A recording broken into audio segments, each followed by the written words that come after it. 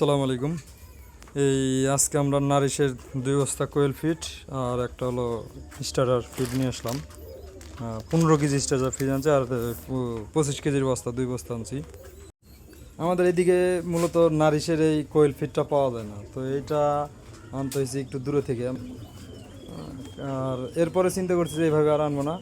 আজকে ইয়া নারিশের ডিপোতে কথা হয়েছে ম্যানেজারের সাথে, তো ওনার সাথে কথা হয়েছে যে আমরা গেলে ওনারা মাল দিবে।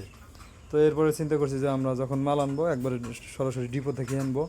ডিপো থেকে আনলে আনতে আমরা একটু কমেও আনতে পারবো। আজকে নিচে আমার এই নারিশের বস্তা, নারিশের এই যে 25 কেজির বস্তা নিচে আমার 1350 টাকা, আর সোনালি স্টারের ফিট নিচে হলো আপনার 65 টাকা কেজি।